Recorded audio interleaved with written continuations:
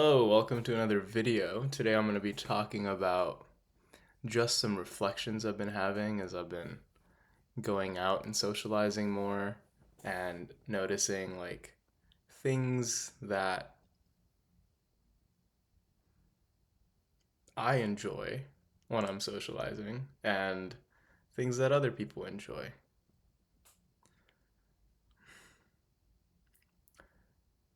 I don't know, I feel like the first time I learned how to socialize well was reading How to Win Friends and Influence People and trying out a bunch of experiments based on that to see it's like how can I get better at socializing? And I've been doing a version of that again, like trying to create a framework for introducing myself and talking with strangers and seeing what actually gets the ball rolling. And there's something about getting to a place where the person is actually interested in getting to know me. There's like a point there. And then after that point, it's like how authentically, how vulnerably can I share my story and how can I ask questions that gets other people to share their stories in an authentic, vulnerable way. And when both of those hit, there's this connection that forms. And connection is really simple, is something that I've been coming to realize. So there's a way in which you're being playful, you're being emotional, you're being an interesting person. Because no one wants to interact with someone who's not that interesting at the beginning. There needs to be a reason why they would want to connect with you in the first place. And once you get to that place, you kind of are seeing if the other person asks questions about you, and then you get to share your story. And for the first part, how do you become an interesting person? How do you show that you might be an interesting person?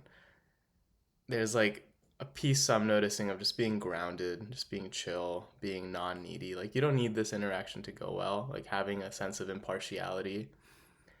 Um, and then people like to see that you care about them. I think that I've noticed that when I'm in wonder about the other person, when I'm it's like I wonder who this person is. I wonder what they have for breakfast every morning. I wonder what their favorite food is. Getting myself into that space of open wonder allows me to have this I'm interested in learning more about you. This the sense of if you share something, I'll actually take it in. And when I have that energy about me, the other person starts opening up. And then when I have that energy about me and I also make observations about the other person, there's a way in which they feel seen, and we all just want to be seen in some ways. So if I go up to someone and I compliment them, or if I just make an observation, you seem like the type of person who blank. You seem like the type of person who has a lot of interesting hobbies. What are some of your hobbies?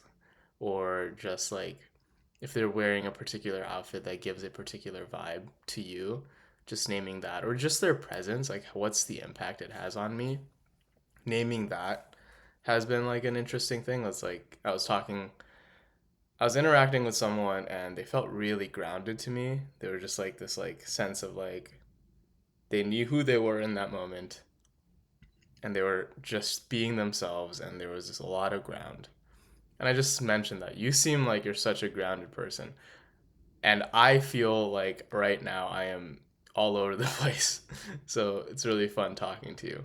And then they engaged. They were actually interested in continuing having a conversation. And then we went deep. We went vulnerable into how they date and how they see men. It was interesting. We got vulnerable really quickly after that one comment that I made. And there's something interesting about that where when you make someone feel seen, when I have made someone feel seen, they start opening up because they want to be seen more and more and more. And there's something about at the beginning making it about the other person that really helps establish a sense of connection, and then sharing about yourself in a grounded way. And what do I mean by grounded? Just a chill when I was talking with someone, I shared where I grew up, but I shared it in an interesting way.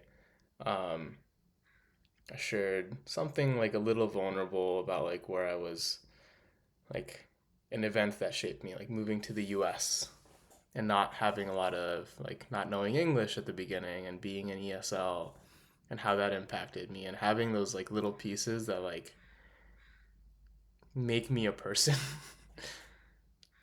in the other person's mind helps create that sense of connection, because at the beginning you're just this like avatar. They have no backstory, they have no story, they don't know who you are.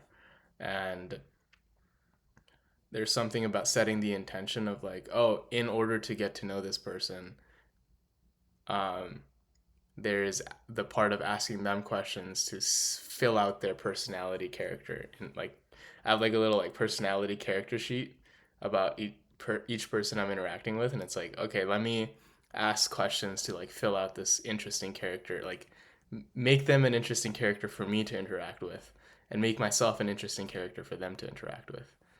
um, Questions that really helped me with this. I really liked this question for a long time when I was reading a lot of books, which was like, what are the 3 books you've read that have had the biggest impact on your life? And anything about like big life changes, like it's like when have you made like a big decision, and like what values, like what led you to make that big decision? What's a turning point in your life that like changed who you are, or like who's a teacher, like which teacher growing up had the largest impact on you, like something like that, where like they're talking about themselves in a way where like they're talking about how they changed and how they shaped their own character, allows me to like fill in that character sheet, and they're also like learning about themselves and get to talk about themselves in a way that I find really enjoyable. And then same with me, like if I am talking about like my move to the US, well, like why I chose computer science at the beginning. That was like an interesting story there, not just like a generic one. Leaving my job at Meta, like that's a big one.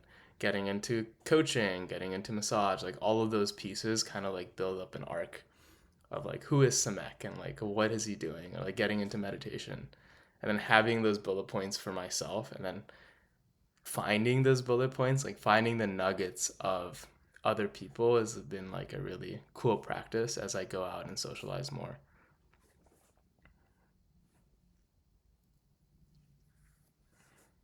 Yeah, I haven't made videos in a while.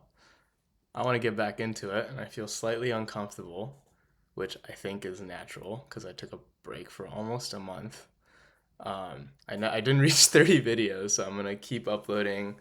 Probably do daily videos again till I hit 30. Life update: I got into massage school, so I'm starting on the 14th, and I'm super excited. And I'm probably gonna make like a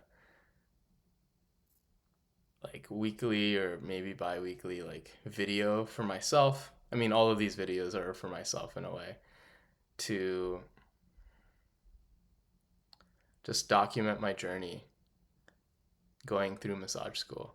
I'm super excited for that.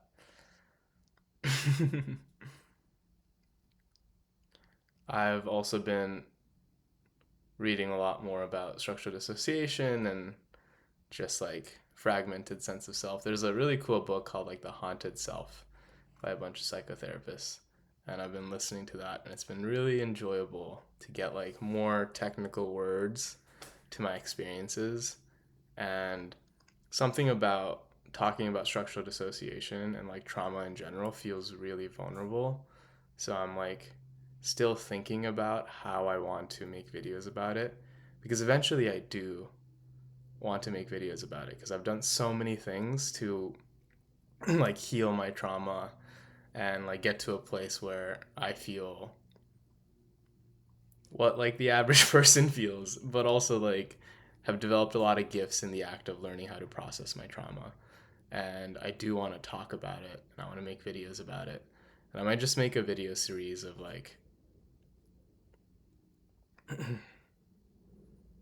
as I continue to learn and grow, like a video series regarding structural dissociation and shame and emotions, emotional processing, because I've learned so much on that journey that I have not shared, because there is so much like with any trauma, there's something about how I use shame, or we use shame to push down our emotions so that we don't look at it. Um, and there's something about trauma where like, oh, you were hurt. So there's like this like brokenness, and then there's like this badness, and that whole thing is like shame balled because like it's heavy topics and people don't want to hear it and people don't want to listen to it. So it's a little touchy for me as well. But I do want to make videos about my structured dissociation, and the process of, in a way, learning to dissolve it over time. I think it's going to take quite a few more years to dissolve that one, but still on the journey. I think like started introducing myself in the channel even as having structured dissociation. So like it's always been a through line in my personal healing journey. So I do want to make more videos about that. Cool. Hurrah. Big loves to anyone watching. Peace. Bye.